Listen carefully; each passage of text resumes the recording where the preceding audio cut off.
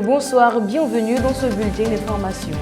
Au sommaire de ce journal, Nations Unies, 77e Assemblée Générale, allocution du président Alassane Ouattara.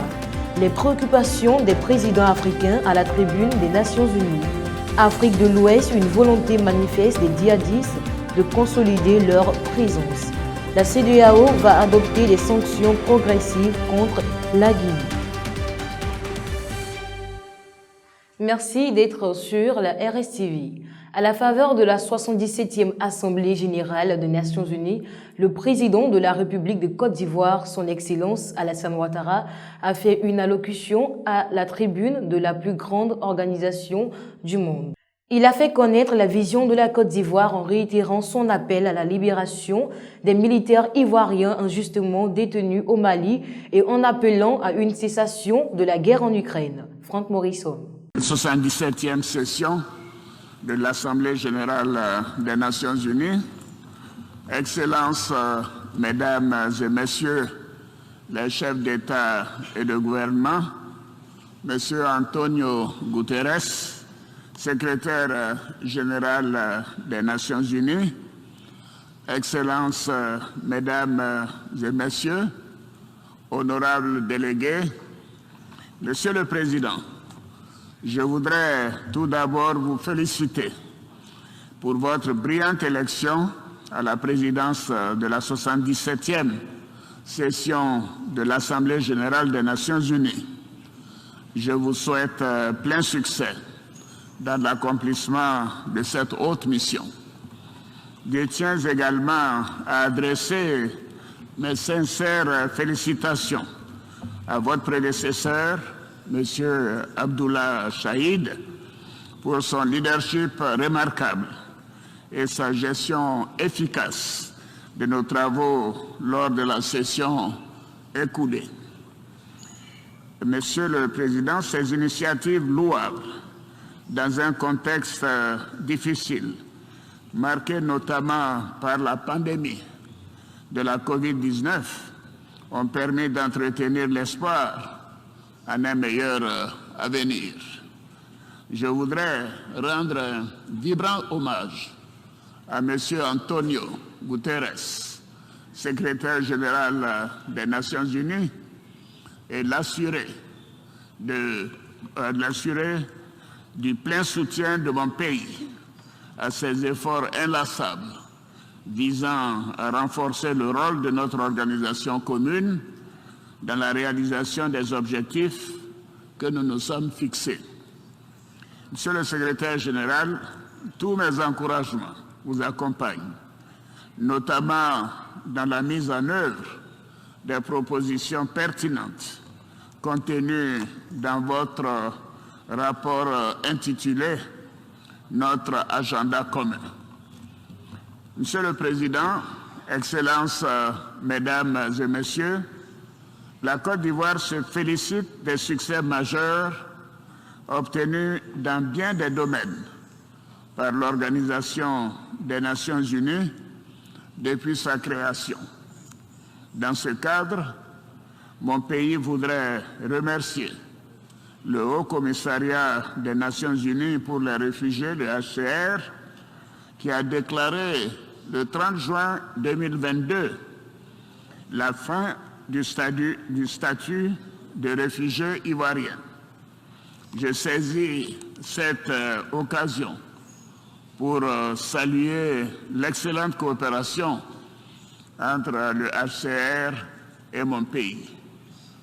Toutefois, la multiplication et la complexité des défis en matière de paix, de sécurité, de démocratie, de protection des droits de l'homme, la préservation de l'environnement demeurent des sujets de préoccupation. Je salue la pertinence du thème de la présente session qui nous invite à envisager des solutions pour relever les défis auxquels nous sommes confrontés.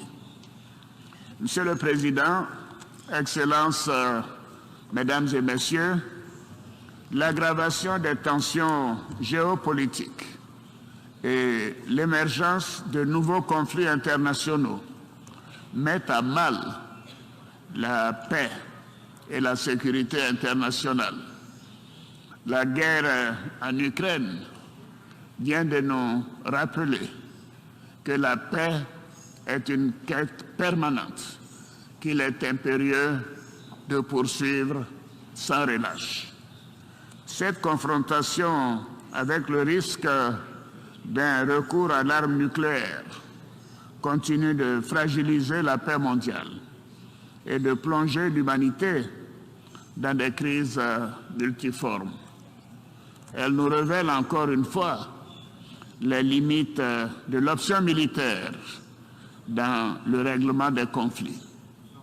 C'est pourquoi la Côte d'Ivoire, qui n'a de cesse de prôner la coexistence pacifique, ainsi que le recours au dialogue dans la recherche des solutions aux différends entre les nations, tient à renouveler son appel à la cessation immédiate et définitive des hostilités en Ukraine.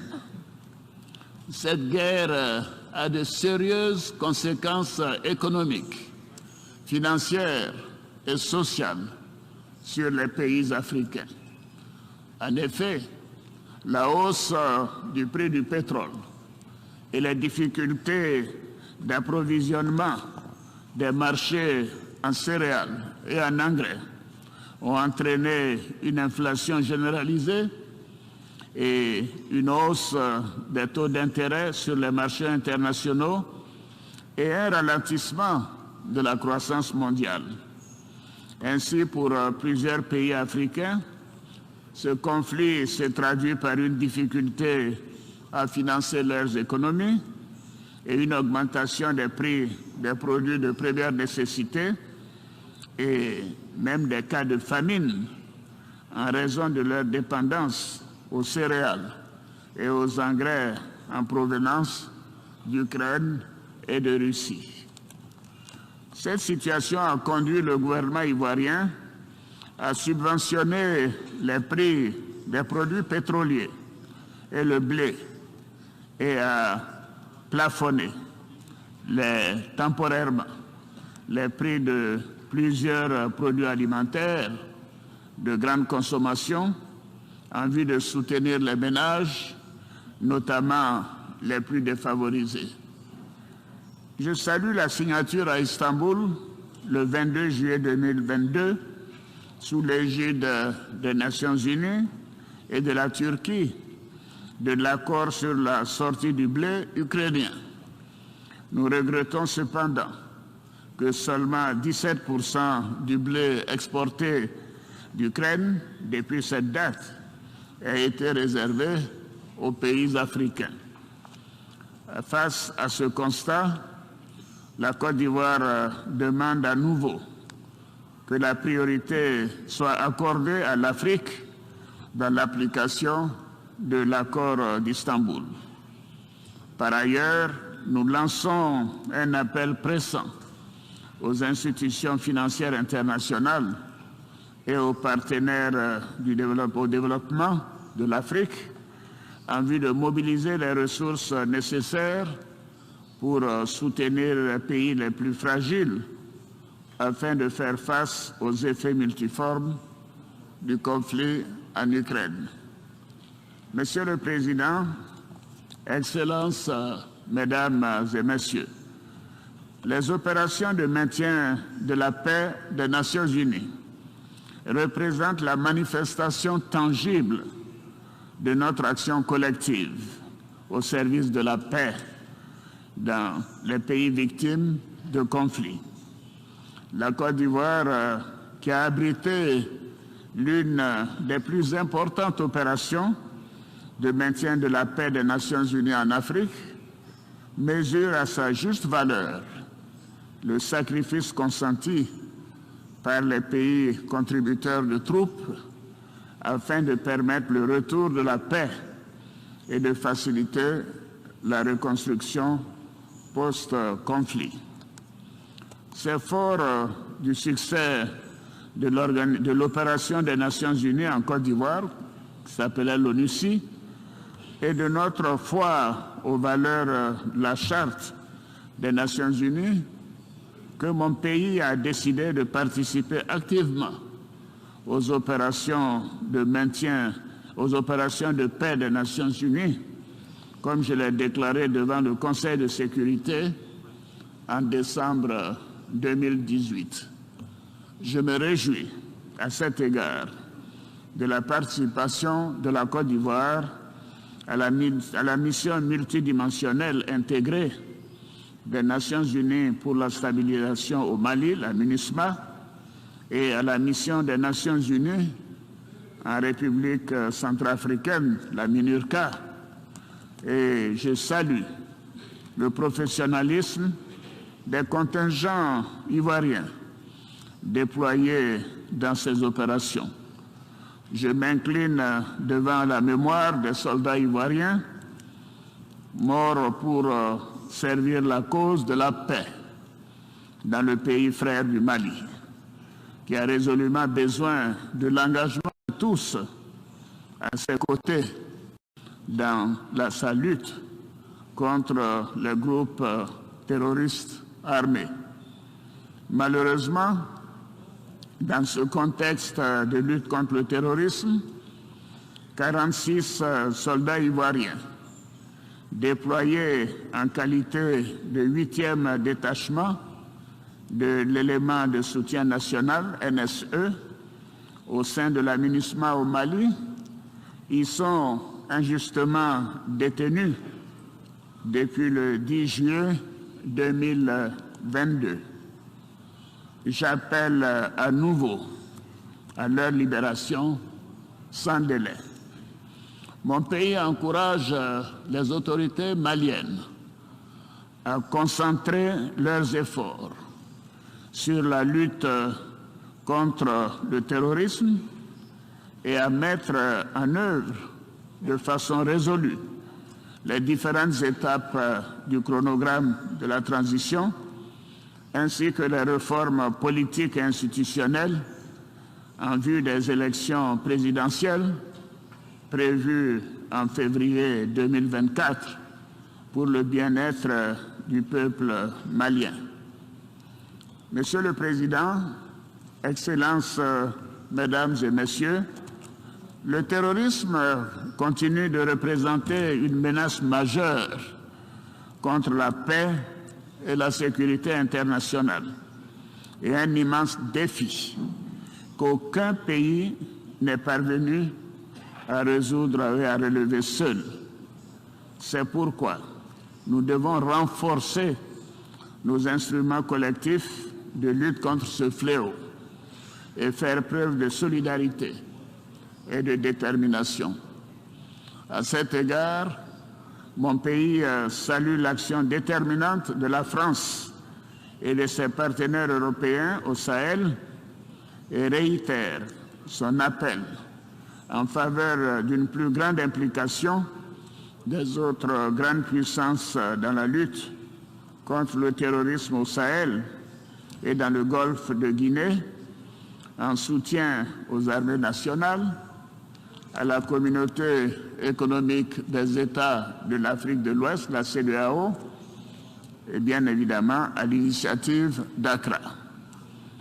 Afin de contribuer à cet effort collectif, la Côte d'Ivoire met à la disposition des pays africains l'Académie internationale de lutte contre le terrorisme, structure basée dans la ville balnéaire de Jacquesville, qui forme à tous les métiers civils et militaires de la lutte contre le terrorisme.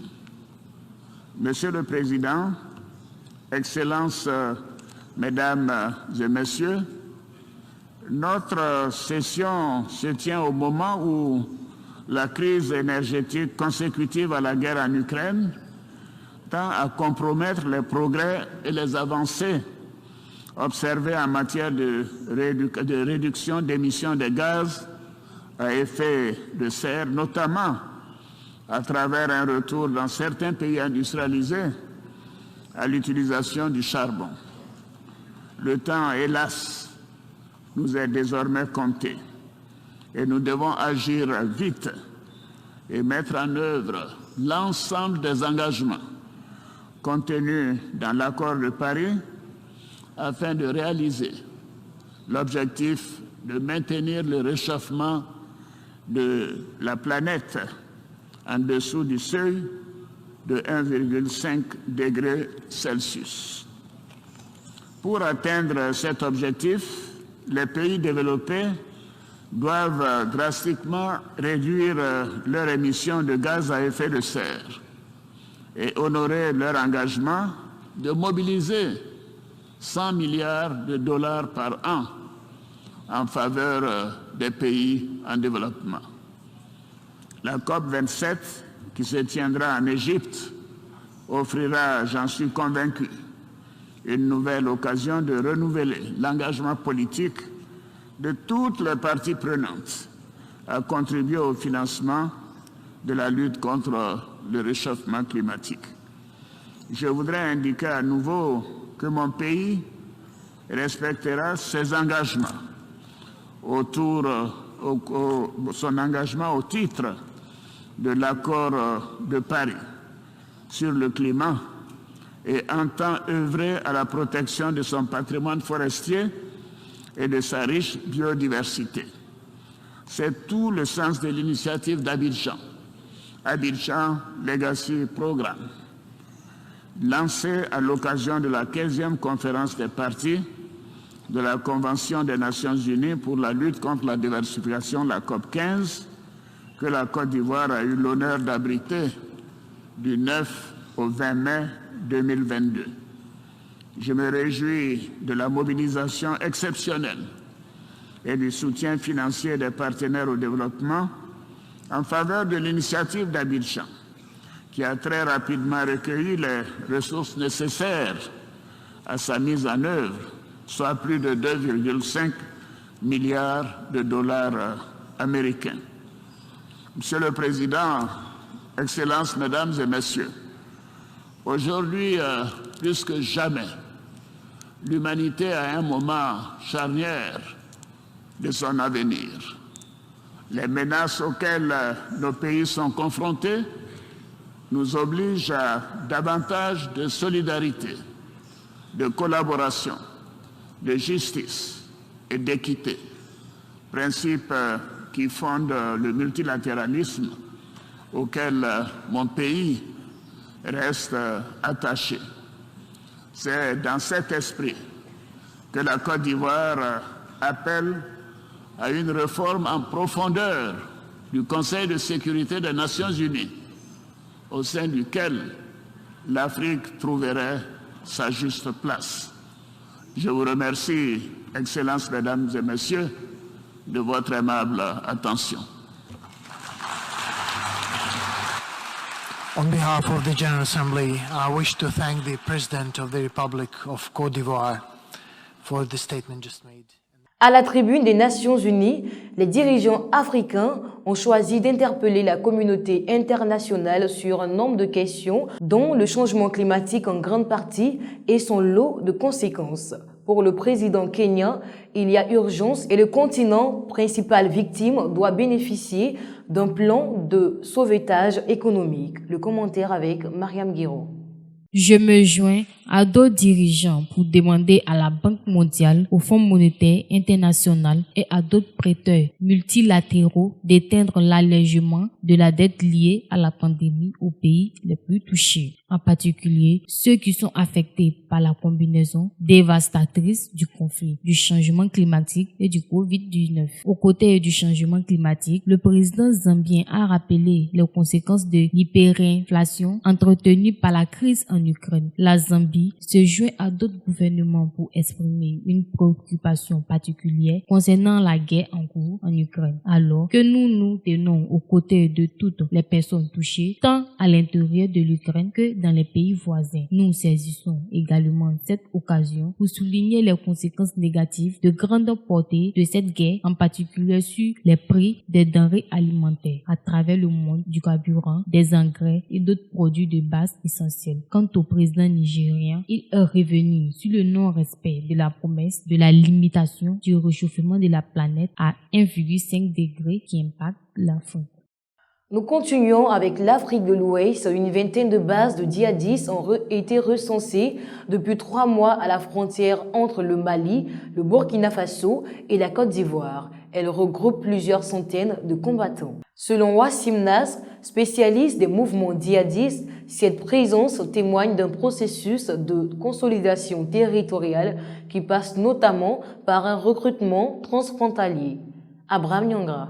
Cette implantation dans la zone transfrontalière peut permettre aux djihadistes de réaliser facilement des incursions frontalières et des projections vers le sud, en direction de la Côte d'Ivoire. En Côte d'Ivoire, vive malgré la menace djihadiste. Cette organisation, sur le terrain, répond surtout à la volonté d'encerclement de Bamako en permettant de couper les routes qui ravitaillent la capitale malienne. Selon Wassim Nasr, ce qui est intriguant et même étonnant, c'est le fait que cette zone ne semble pas être dans les priorités des autorités maliennes aujourd'hui. Elle concentre pourtant une bonne partie des richesses minières du Mali, des sites de paillage et abrite les principales voies de commerce alimentent le pays. Cette zone est également le théâtre de nombreux trafics, d'actes de contrebande et d'extorsion. Beaucoup d'argent y circule. Et c'est d'ailleurs là que les mercenaires du groupe Wagner doivent bientôt trouver les ressources nécessaires à leur déploiement au Mali. À Bamako, le 62e anniversaire de l'indépendance du Mali. Dans le même temps, les chefs d'État de la CEDEAO décidaient à New York, en marge de l'Assemblée de l'ONU, des sanctions progressives contre les militaires guinéens. La rencontre avait été précédée par les invectives des militaires guinéens contre le président en exercice de l'organisation. L'explication avec Fat Kone. La démarche du président Mbalo procède d'une diabolisation du régime de la transition en Guinée. Ça ne marchera pas parce que ses intentions et son orientation sont connues. Toutes les démarches menées par lui en lieu et place de la CEDEAO étaient de nature à entériner son choix des candidats pour les futures élections. Nous ne laisserons personne prendre en otage la voix du peuple.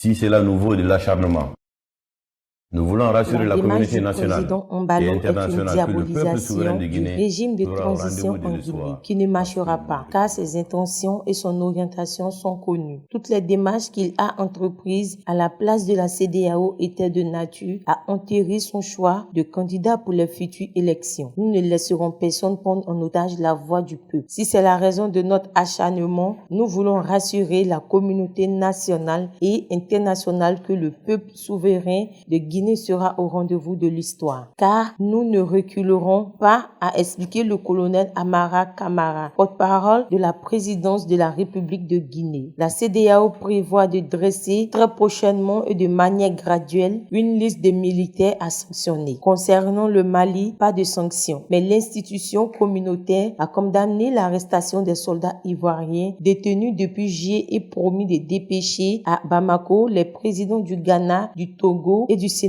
pour obtenir leur libération. En revanche, le Mali et la Guinée restent suspendus de la CEDEAO. Nous terminons avec l'ONU. Une réunion sur le Sahel s'est tenue en marge de l'Assemblée générale des Nations unies à New York. C'était l'occasion choisie par les chefs d'État africains de rappeler les engagements de la communauté internationale vis-à-vis des pays durement touchés par l'avancée du terrorisme.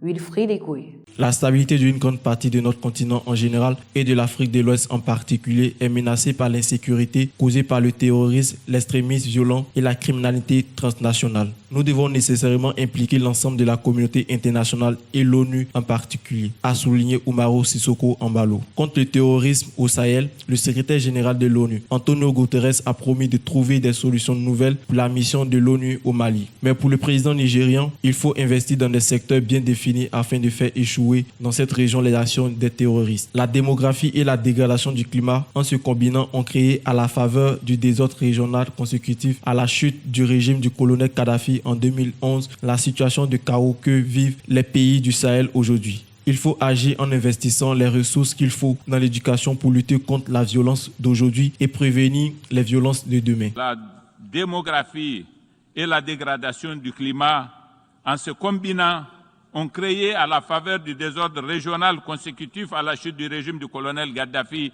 en 2011, la situation de chaos que vivent les pays du Sahel aujourd'hui. Il faut agir en investissant les ressources qu'il faut dans l'éducation pour lutter contre la violence d'aujourd'hui et prévenir les violences de demain. En juin dernier, le Conseil de sécurité de l'ONU a prolongé d'1 an le mandat de la MINUSMA jusqu'au 30 juin 2023 sans le consentement du Mali. Cependant, les violences liées au terrorisme dans le nord de ce pays n'ont pas reculé. Même constat au Burkina Faso, un autre pays du Sahel. C'était tout pour les informations de ce jour. Voici les différents titres qui ont meublé ce journal. Nations Unies, 77e Assemblée générale, allocution du président Alassane Ouattara. Les préoccupations des présidents africains à la tribune des Nations Unies. Afrique de l'Ouest, une volonté manifeste des djihadistes de consolider leur présence. La CEDEAO va adopter des sanctions progressives contre la Guinée. ONU, la lutte contre le terrorisme au Sahel, au cœur des débats. C'est ici que prend fin ce bulletin d'information. Merci de rester sur la RSTV. À bientôt.